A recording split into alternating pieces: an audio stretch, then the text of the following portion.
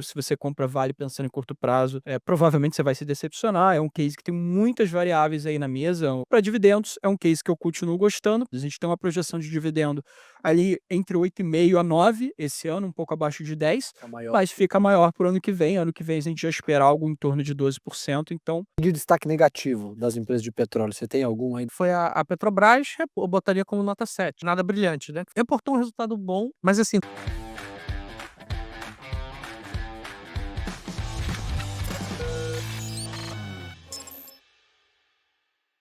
De destaque negativo das empresas de petróleo, você tem algum aí das coberturas que você acha que decepcionou? ó, decepcionou não é a palavra, mas eu botaria como nota 7. Passa de ano, mas não é nada brilhante, né, que foi a Petrobras, reportou um resultado bom, mas assim, quando a gente pensa numa perspectiva do que a empresa está entregando hoje em termos de produção, versus um novo preço do petróleo, ela ainda gera um caixa muito robusto, mas assim, a gente entende que esse preço do petróleo foi nada mais essa queda do preço do petróleo foi nada mais, nada menos do que um ajuste ao novo patamar de preços, né. Isso assim, no caso específico da Prio, a gente discorda, por quê? Porque, o mercado já não estava pagando pelo crescimento dela de antes, a geração de caixa que ela ia ter em 12 meses de horizonte, então a gente acha que existe essa simetria.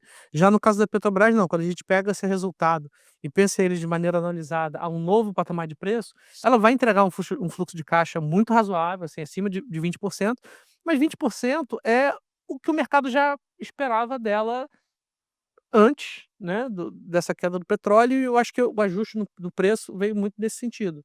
"Ah não, vamos ajustar o preço da cotação da ação a um novo patamar de geração de caixa e esperar ali uma entrega de 20, 25% de free cash flow yield". E as preocupações em relação à Capex da Petrobras? Porque eu lembro que existiu um período onde se discutia muito, né, essas possíveis aventuras, Eu acho possíveis aventuras, por enquanto não tem nenhuma, é verdade seja dita, ainda bem. A empresa segue sendo, assim, o que ela é e só houve esse ajuste do preço do petróleo versus a geração de caixa que o mercado pede dela, né, que fica ali na casa dos 20, 30%, e sempre que acontecer algo que joga isso para baixo, a impressão que eu tenho é que o mercado vai e a notícia que a gente teve essa semana sobre margem equatorial, você acha que é transformacional ou ainda é cedo demais? ainda é cedo, mas a perspectiva é muito boa. Por que que ainda é cedo? Eu não posso falar que a margem equatorial é maravilhosa, sendo que ela sequer foi explorada, mas o potencial é fantástico, assim, é a única coisa que eu posso falar, assim, se do lado descobriram, eu não sei se foi 11 ou 15 bilhões de barris, pô, e a gente está do lado, assim, as perspectivas são as melhores possíveis. Só que eu não posso me comprometer aqui com o valor, porque se eu digo: "Ah, tem tantos bilhões de barris", é porque ele vale alguma coisa, e eu não tenho A gente essa não sabe a gente ainda. não sabe ainda, mas assim, é bom, assim, não então assim, precisa caminhar para algo mais concreto. Tem mais ou menos um timeline pra gente saber? Não, nem o governo Nem tem, o assim. governo tem, né. Então assim, não sei. Eu sei o seguinte, que existem 3 pontos ali. O primeiro é relacionamento com comunidade indígena, que é o que o IBAMA está pedindo, né. Segundo, Contenção de danos, né. uma infraestrutura mínima para contenção de danos, caso algum desastre venha a acontecer no futuro. E por último, é uma análise científica assim, traduzindo para um português mais claro, para onde vai o óleo caso ele venha a ser derramado.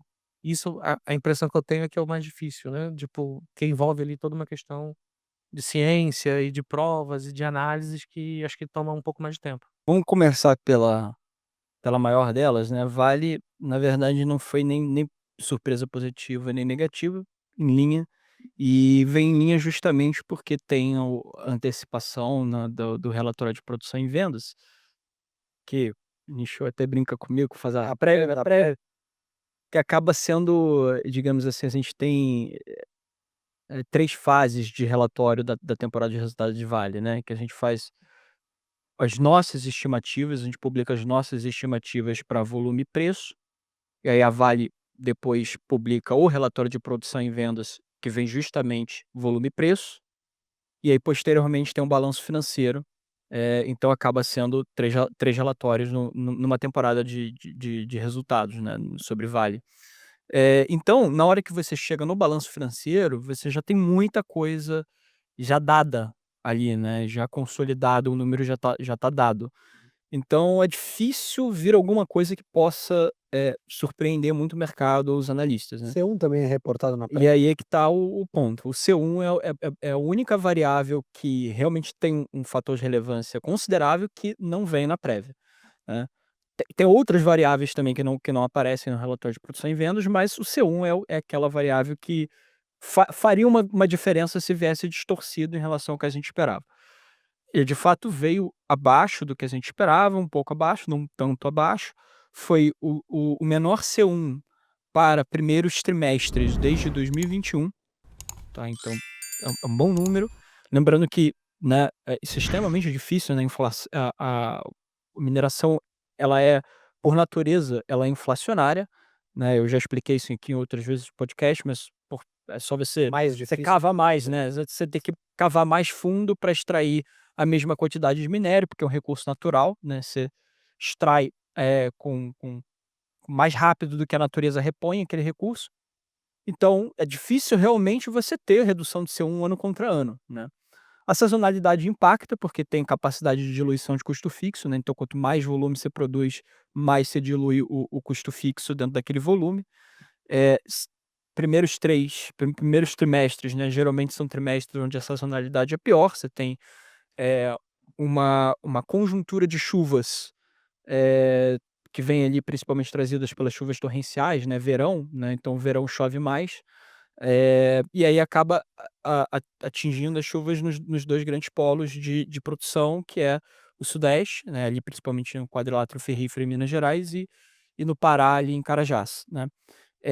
E aí à medida que você vai andando para frente no ano, as chuvas vão diminuindo, né, então, no segundo tri, você já tem bem menos chuvas, no quadrilátero ferrífero em Minas Gerais, mas as chuvas ainda estão presentes no sistema norte em Carajás, tá. Então, o terceiro trimestre é o trimestre que tem mais volume, porque tanto os 2 sistemas, né, tanto o sudeste quanto o sistema norte, eles estão sem chuvas.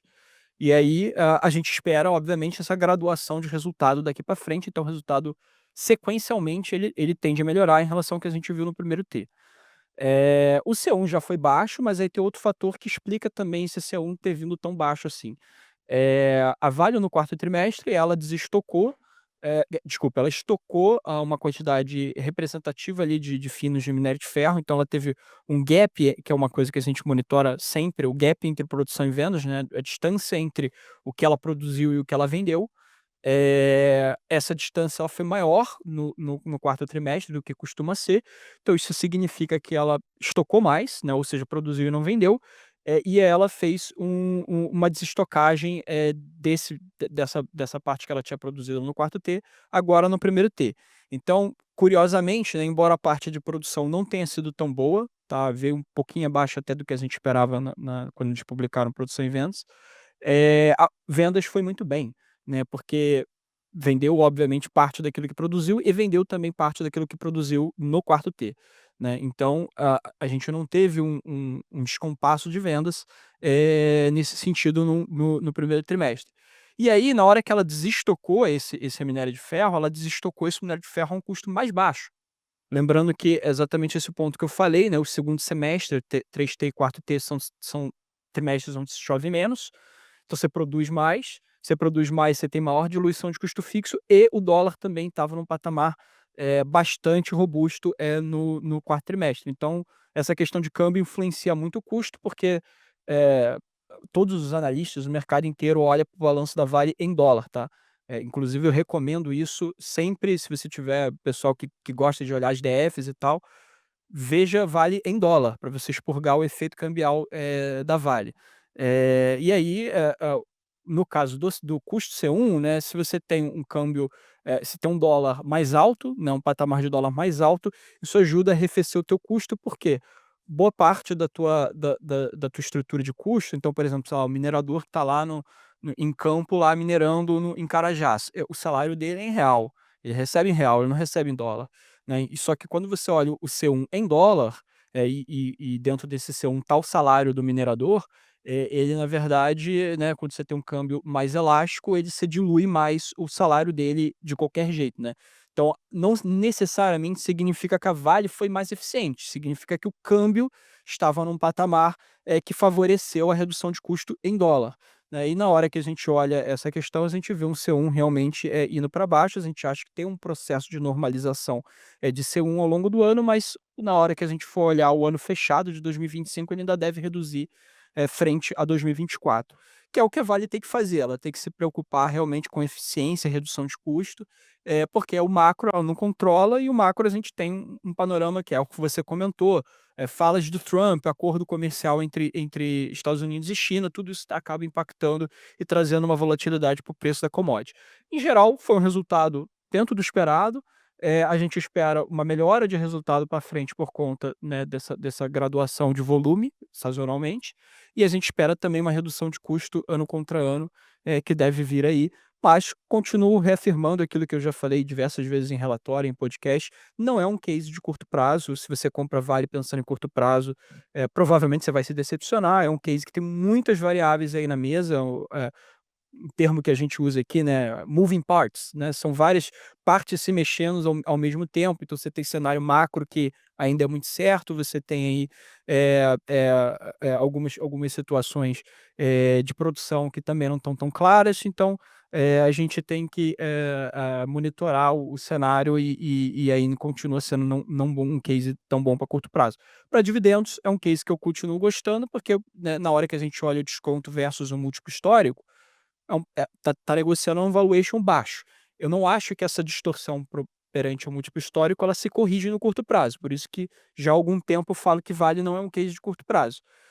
Mas, né, olhando o dividend yield, quanto mais baixo tiver o preço do papel frente ao seu histórico, maior é o seu yield se ela continuar pagando, tiver boa capacidade de pagamento de dividendos, que é o que eu acho que tem, né. Agora, 2025, ele é um ano especificamente onde você tem um maior desembolso com o Acordo de Mariana, tá. Então, isso a gente já falou lá atrás também, o Acordo de Mariana ele não é uniforme na maneira de você pagar, né, ele foi fechado no final do ano passado e obviamente o primeiro ano desse acordo total, né, 2025, você tem uma penalização, né, da Vale ter que pagar mais, né, ter que desembolsar mais.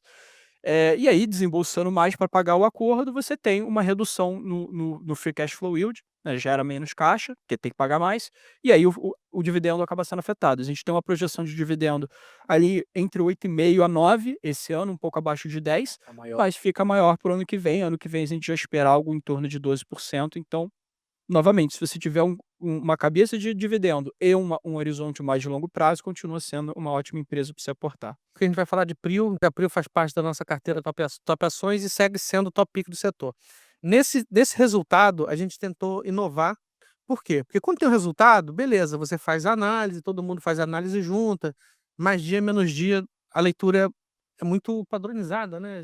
Comoditizada, eu disse. Exatamente. Você botou a palavra certa no que eu queria dizer. Entretanto, a gente fez uma diferença, né? A gente fez algo diferente, que foi pegar as teleconferências dos principais cases, que a gente tem cobertura e fazer um relatório novo em relação a isso, tá? E por que que a gente fez isso? Porque na teleconferência, as perguntas que os analistas fazem dá muito a perspectiva de futuro. E eu fiquei muito animado com o que eu ouvi da Prio, tá bom? Eu tô aqui olhando para baixo, porque eu tô com o celular na mão, que tem uma colinha em relação aos principais pontos. Porque eu achei que de todas as teleconferências, a minha preferida foi a da Prio, exatamente por trazer os principais guidelines, os principais guidances de gatilhos de valor para a empresa, em um horizonte de até 12 meses, ou seja, não é uma coisa assim daqui a 5 anos, não, 12 meses. Primeiro, normalização da produção, então a gente está falando aí de uma empresa que entregou, e só para contextualizar, para quem está vendo a gente pela primeira vez, a Prio é um case de crescimento, mas que ela estava tendo problemas ali desde o ano passado com a greve do IBAMA. A greve do IBAMA levou quase 6 ou 7 meses, né, começou em janeiro, terminou acho que em junho ou julho, e depois disso ainda levou 6 meses até os licenciamentos ambientais começarem a serem emitidos. Então, no curto prazo, a produção dela estava sendo afetada pela ausência de licenciamento ambiental em um dos seus poços, né, então a produção não estava andando como deveria, então ela fechou o trimestre com a produção de 109.000 barris, por dia de produzindo, né, sendo que com a normalização, do licenciamento ambiental para os workovers e redesenvolvimento dos campos, eles esperam até uma produção de até 120.000 barris. Os workovers desses campos devem começar no dia 15/5 e deve durar até o final de junho. Hoje é dia 21/5, então já tem aí 6 ou 7 dias, e o retorno pleno da produção deve ser em julho. Então, a partir de julho, no curto prazo, já tem crescimento de produção, né. Então, agora já indo para outro ponto, o segundo ponto, o Arro era um campo que tinha a promessa de produzir até 40.000 barris, é um campo que ainda precisa ser perfurado, e que, como comentei com vocês, devido ao atraso, do licenciamento, por parte do IBAMA, foi um projeto que não entrou em operação, já era para ter entrado em operação desde o ano passado e foi postergado. Então o que acontece? Eles tiveram a licença de perfuração emitida em fevereiro, e já começou a perfuração de 2 poços, e o próximo passo é a licença de instalação submarina, com expectativa de liberação entre junho e julho desse ano. Então o que eu estou achando interessante na tese da Prio, é como se fosse um box, né, um checklist, né. Então eu acho que com os próximos meses dá para a gente ir fazendo um checklist em relação a esses próximos passos, né. Então, uma das surpresas positivas é que o Arro deve começar a produzir ainda esse ano. Então a gente está falando aí de 35% de crescimento da produção só com o Arro, tá. E o lifting cost do barril, ou seja, o custo para produzir cada barril é de apenas $1. E por que isso? Porque ela já usa a infraestrutura de outras operações da empresa, né. Então, assim, ela também é um case muito interessante de sinergia com outras operações. Eh, Nesse resultado, ele veio um pouco poluído, porque a empresa adquiriu 40% de um ativo de uma outra empresa chamada Equinor, e, eles anunciaram a aquisição da fatia restante, né, de 60%. E eles esperam concluir essa aquisição até o final do primeiro semestre de 2026, tá bom? E aqui uma outra informação muito interessante é a seguinte: o custo operacional que a gente fez nos nossos modelos em relação à aquisição desse ativo é de $550 milhões. Só que o guidance que eles passaram é que eles vão conseguir operar esse ativo com apenas $250 milhões ao ano. Então, assim, a gente está falando aí, quando houve a aquisição, a gente usou ali os números mais conservadores possíveis, e a gente achou uma taxa interna de retorno desalavancada em dólar de 15%, que já é uma aquisição boa pra caramba. E eis que com esse corte de 250 milhões ao longo de toda a sua operação, a gente está falando de uma TIR de até 25% desalavancada em dólar. Então foi uma aquisição fantástica e tem muito valor a ser gerado, tá. E aqui vem a cereja do bolo, tá. Eu pulei aqui o ponto 4 porque não é tão interessante, mas indo para a cereja do bolo é o seguinte: o CEO, ele passou um soft guidance de uma geração de caixa livre após a aquisição, após a entrada operacional de Wahoo, e de 100% da aquisição de Peregrino, de $3 bilhões ao ano. Cara, $3 bilhões é porque a ação já andou um pouco, mas assim, é um pouco menos de 50% do valor de mercado da empresa, tá. Isso é uma geração de caixa brutal, assim, é praticamente o dobro do que a Petrobras entregou agora, nesse último trimestre, né, se a gente pensar em termos anualizados. Então, por último, uma outra informação muito interessante é a seguinte, é que qual foi o guidance que ele deu? Ele falou assim: "Cara, depois que a gente concluir essas aquisições, a empresa ela deve desacelerar um pouco no que diz respeito a aquisições, é como se ela tivesse alcançado uma massa crítica para começar a distribuir dividendos", tá. Então se você pensa numa empresa que nos próximos 12 meses pós-aquisição, ela vai gerar metade do seu valor de mercado, cara, qual vai ser o dividend yield se a gente pensar no preço de hoje, tá. Então, a gente está falando aí de uma empresa que vai com certeza pode pagar um dividendo de até 30% em relação ao valor de mercado de hoje, tá. Então assim, acho que de todas as teleconferências que eu vi, foi a empresa que melhor descreveu, assim, os principais gatilhos a serem acompanhados, né, e isso tudo, esse guidance de $3 bilhões é com um Brent a $60, tá, não é o Brent a 65 que está hoje. Então então assim, e uma outra coisa que me chama atenção é que quando a gente fala de grandes dividendos ou de grandes valorizações, geralmente a gente está pensando em efeitos extraordinários, né, privatização, sei lá, alguma coisa extraordinária para acontecer. Investimento de algum Desinvestimento, mas não, aqui a gente está falando da empresa fazer o seu trabalho regular, entendeu? Não é uma coisa extraordinária que precisa acontecer, é só ter um pouco de paciência e, claro, correr o risco de se investir numa empresa de petróleo, né. Algo pode dar errado, licenciamento ambiental, enfim. Então acho que e é uma empresa que está negociando praticamente 2 vezes EBITDA 2026, assim, bizarro. E a gente viu um movimento que até foi contraditório, eu diria, entre aspas aqui, ou acho que contraditório não é a melhor palavra, mas na contramão do setor, em relação às ações da Prio, que mesmo com o setor todo indo para baixo, sofrendo, sendo esmagado pelo petróleo, a curva fechando, né, preço de petróleo futuro caindo, Prio a gente viu um movimento contrário, tá justamente É, ela caiu, ela estava na casa dos R$ 40 muito tempo. Aí quando teve essa questão do petróleo, ela caiu também em bloco com toda a bolsa, mas também com as empresas petroleiras. Mas eu acho o seguinte, que a turma começou a pensar: "Cara, ela tem um lifting cost muito baixo, então assim, ela segue gerando caixa mesmo com o petróleo em $60, o endividamento está razoavelmente sob controle", e e teve esse desenho que eu achei muito positivo vindo da teleconferência. Tanto é que já voltou para praticamente R$ 40 de novo. Ah, e um detalhe, ela tá abarrotada ela recomprou quase 10% das ações e ela tá com quase 10% do seu float dentro da tesouraria. Então assim, mostra que, porra, ela tá ela tá dando all-in a própria empresa. na própria empresa, né.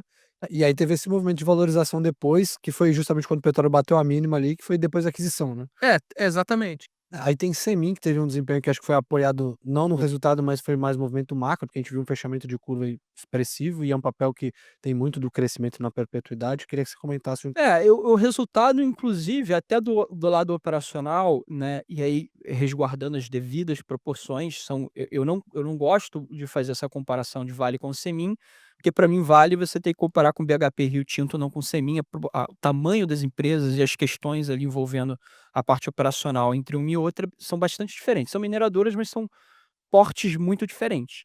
Eh, mas olhando as questões operacionais, Semin acabou tendo um trimestre melhor nesse sentido, ela, né, Vale não conseguiu crescer tri a tri por conta da sazonalidade, também não cresceu ano a ano, Semin reportou um resultado no ano a ano melhor, né, então com crescimento. Mas aí acaba tendo algumas questões, né, embora a gente olhe Vale em dólar, a gente olha Semin em real, e aí o câmbio também deu uma ajudada, deu uma favorecida no caso da Semin. Agora operacionalmente eu acho que a empresa tá num bom caminho, ela tem crescido, produção ano contra ano, né, tem dentro da expectativa ali de destravamento de volume que ela tem, é um case de crescimento por mais que seja commodities, é parecido com uma Prio, né, que tem destravamento de produção para frente, e a gente, né, viu ali até algumas questões de custo, principalmente o frete foi uma variável que realmente surpreendeu a gente, né, o frete veio bem abaixo do que a gente esperava, isso, fez com que a estrutura de custo total, fosse menor do que o que a gente tinha estimado. A gente já esperava uma redução de frete, mas essa redução foi mais intensa, e aí relacionado à aquisição que foi feita pela CSN ou não? não, não, não, não, não, porque essa aquisição, se eu não me engano, que você está falando é de logística, isso não Não afeta impacta, Semin. porque, a parte de Semin foi o frete marítimo mesmo. Aham. A gente já até tem um controle do quanto é o frete de mercado, a gente aplica ali alguns cálculos em relação à conta que a gente tem de frete spot, mas mesmo assim, mesmo fazendo essas contas, surpreendeu, positivamente, né, com custo de frete mais baixo do que a gente esperava, isso deu uma ajudada no balanço.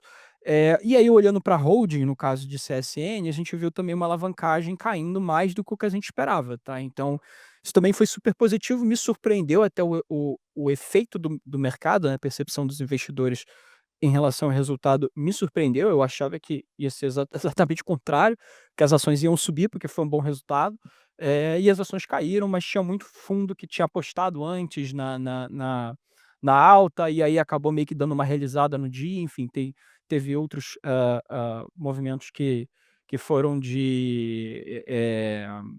dos robôs, né, como é que é o nome? O HFTs? HFTs, isso. Então não foi também um trade orgânico, né, Uhum. então, de certa forma, isso acabou também impactando a percepção do dia, mas olhando para o resultado, a gente continua achando que tenha sido um resultado que superou o que a gente esperava, tá. Em termos de dividend yield, né, até divulgou lá dividendo, a gente tem uma projeção de dividend yield por volta de 12%, né, para Semin. Que é bastante É, forte. e bastante forte, e o dividendo da holding de CSN ele é carregado por Semin, né, como a holding obviamente é a controladora, né, na hora que paga dividendo, a holding recebe o dividendo e redistribui, como um novo dividendo, só que via holding também. Então, tanto a CSN Holding quanto a Semin, as duas pagam dividend yields robustos esse ano. Aí tem a história da alavancagem, né? Tem a questão, talvez, né, não devesse pagar um dividend yield tão alto e priorizar a desalavancagem da companhia, algo parecido com o que a Klabin fez, né? Reduziu o target para priorizar a desalavancagem da companhia. E aí, né, são questões que o management decide ali, né? A gente ainda espera que tenha um dividend yield acima de 10%, né, por volta de 12% nesse ano.